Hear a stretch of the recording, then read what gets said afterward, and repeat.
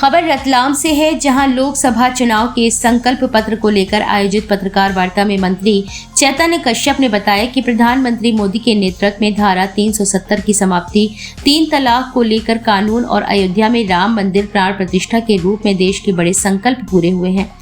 मोदी सरकार लगातार देश की तरक्की के लिए कार्य कर रही है और सर्व हर वर्ग के कल्याण के लिए कार्य भी कर रही है।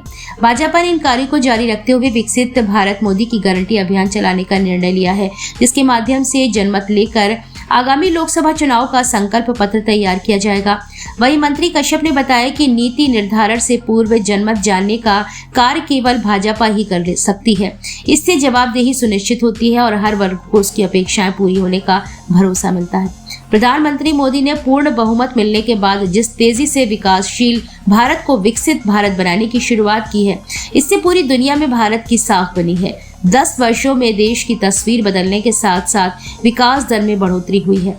मध्य प्रदेश में भी सरकार लगातार विकास कर रही है। जैसे उज्जैन में हाल ही में संपन्न हुई इन्वेस्टर समिट में 10,000 करोड़ से अधिक के निवेश के प्रस्ताव मिले हैं और उद्योगपतियों को जमीन का आवंटन किया गया है। इससे प्रदेश की तेजी से प्रगति होगी और लोकसभा चुनाव का संकल्प पत्र भारत की जनता का संकल्प पत्र रहेगा। इसमें आमजन से मिले सभी प्रमुख सुझावों को शामिल कर उन्हें गारंटी के रूप में पूरा करने का प्रयास किया जाएगा। लोकसभा संकल्प पत्र प्रभारी पूर्व महापौर शैलन डाका ने पत्रकारों को बताया कि विकसित भारत मोदी की गारंटी अभियान के तहत संकल्प पत्र रायशुमारी के लिए लोकसभा स्तर पर 2 रथ घूमेंगे। फोन नंबर 9090902024 पर मिस कॉल एवं नमो ऐप के माध्यम से भी संकल्प पत्र के लिए जनमत प्राप्त किया जाएगा। भाजपा का यह अभियान 15 मार्च तक चलेगा। इसके लिए लिखित में भी सुझाव लिए जाएंगे और प्रत्येक विधानसभा में सुझाव पेटी रखी जाएगी।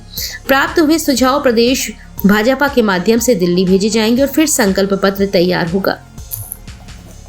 उसी के साथ में 3 तलाक का मुद्दा, जो सामाजिक सरोकार का मुद्दा था, उस सामाजिक सरोकार के मुद्दे को उन्होंने बड़ी शिद्दत के साथ में लोकसभा से उस विषय को आगे लाए और आज हमारी जो महिला है, अल्पसंख्यक महिलाएं, उनको एक अपने जीवन में अधिकार प्राप्त हुआ और यह अधिकार पूरे दुनिया में प्राप्त था। पूरी दुनिया में जहाँ कई हमारे मुस्लिम बहुल राष्ट्र है, वहाँ पर भी, सऊदी अरब जैसे राष्ट्र में भी महिलाओं को अधिकार प्राप्त था। सिर्फ भारत के अंदर या भारत जैसे कुछ थोड़े बहुत मुल्क है जहाँ पर यह 3 तलाक की एक ऐसी परंपरा थी।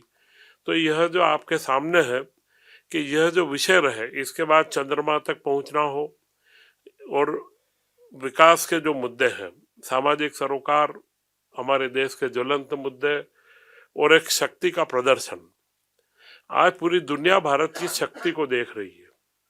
भारत को अगर कोई सम्मान मिल रहा है तो कोई व्यक्ति से नहीं मिलता, व्यक्ति के कर्मों से सम्मान मिलता है।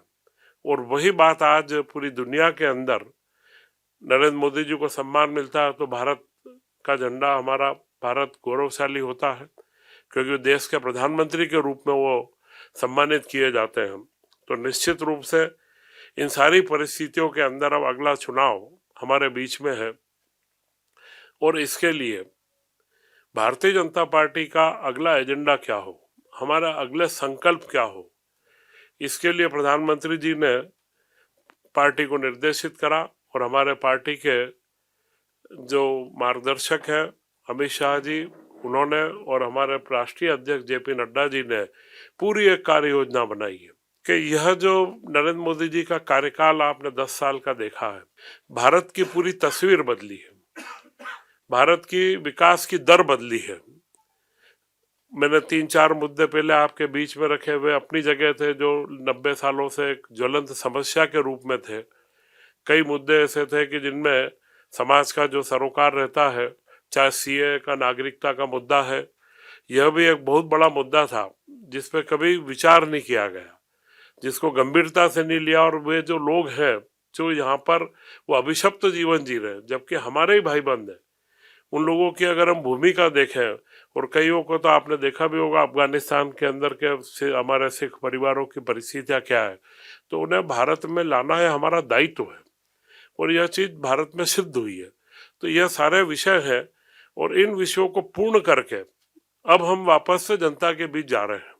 2024 का चुनाव है जिसमें नरेंद्र मोदी जी ने सीधा आह्वान करा है कि 370 के से ज़्यादा हम सीटें लाएंगे, और अब जो एनडीए है वो 400 से ऊपर सीटें लाएगा, तो निश्चित उसकी पूरी रणनीति भी बनी है, और रणनीति पूरी जनता